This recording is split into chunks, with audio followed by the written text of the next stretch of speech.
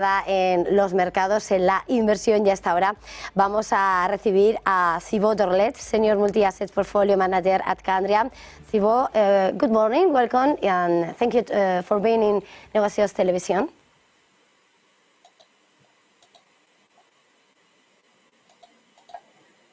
Thibaut? Yes. Oh, hello, good morning. Hello. I'm not sure if you can hear me. Now I can hear you, yeah. Ah, okay, welcome. Thank you. I would like to ask you, what makes the U.S. market recovery since October exceptional by historical standards? Well, it is true that the reversal has been outstanding on U.S. market with a rally of over 25% since the end of last October. It has been led by cyclicals, and among those cyclical technology stocks, and especially semiconductor stocks, such as the one that we all know, Nvidia, AMD, or Intel. Now, why is it so exceptional? Well, at the end of last week, we only had once in the last 50 years, it was in 1989, that the S&P index, in having had a positive return of 15 weeks over the last 17 weeks. So this is a massive rally, and this shows the strength of this rally. If you want another statistic, it's just that we missed out on advancing for 17 out of the last 19 weeks for the first time since 1964. So this is a huge rally, and it is a straight rally since last of October.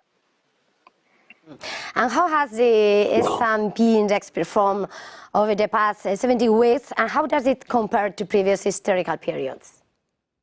Well, as I said, so we've had a rally of more than 25% since last of October. But if you look at SOX index, which is the US Philadelphia Stock Exchange Semiconductor Index, it is more than 55%. And we haven't had such a rally since more than 40 years. So it shows how strength is this rally for the moment. What were the key factors driving the market rally at the end of October 2023? Yeah, well, it started at the end of October with the minute of the Fed meeting and the anticipation of a pivot in 2024. So this was definitely the end of the hiking cycle. At this time, people were still believing, and the majority of people were believing that we could have a recession in the US for 2024. And now people have flipped their mind. A second reason also is that in the meantime, since October, the US economy has been very strong with a continued positive GDP growth revision. For instance, if you look at the Atlanta GDP now, which aims to forecast the US activity, well, it has been revised to the upside since October from 1.5% GDP growth to almost 4%. So this is a very forceful trend in the US economy.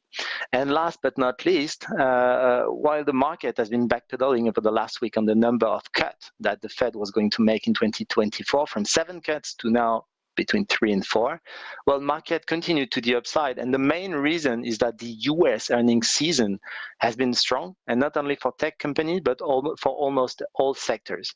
So we had 3 layers of good news on the US economy, and this has fueled the rally on the market.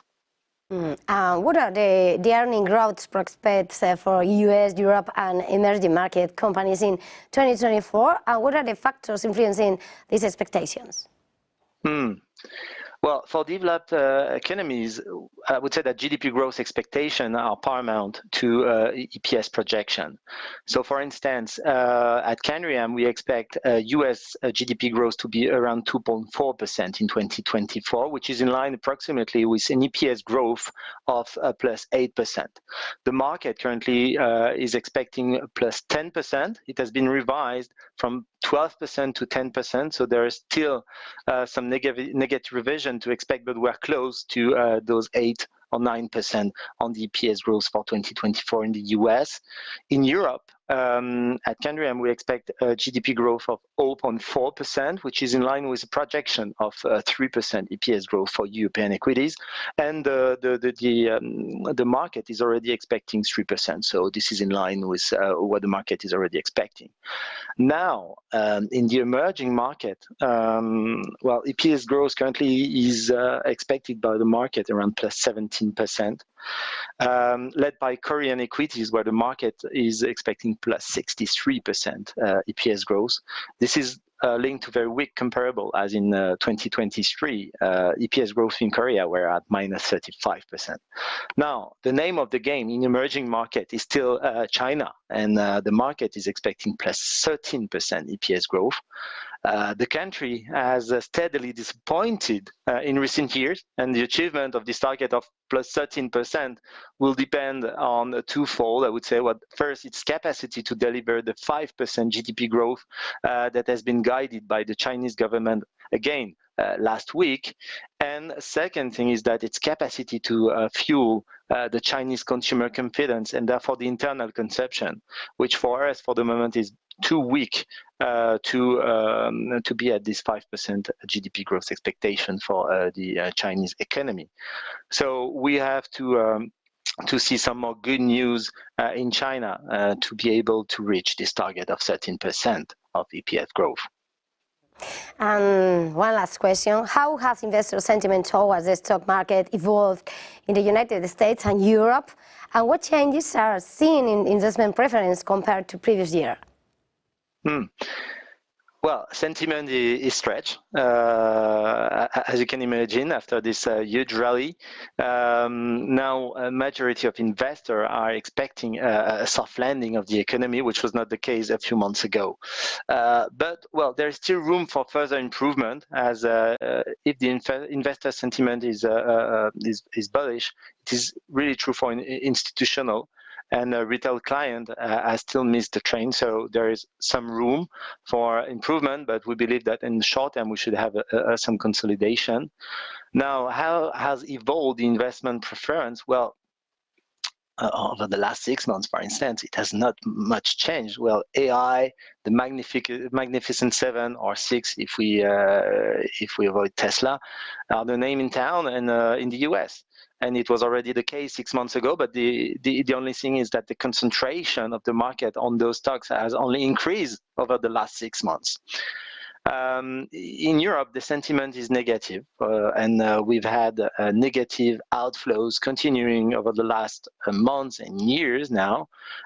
So sentiment is still weak. And due to what happened in Germany, there is a weakness in this country, and people are afraid of how they're going to handle the current issue around energy and China dependence.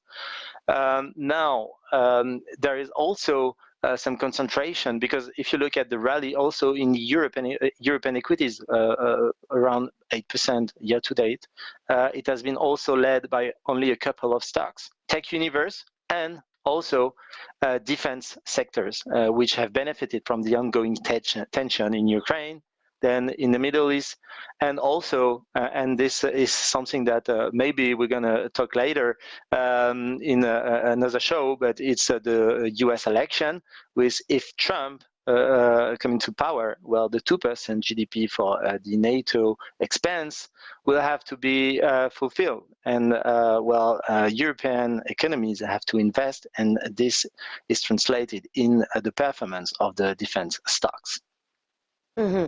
So, Thibaut Dorlet, Senior Multi-Asset Portfolio Manager at Candriam, it has been a pleasure. Thank you for this time. Good day and good business.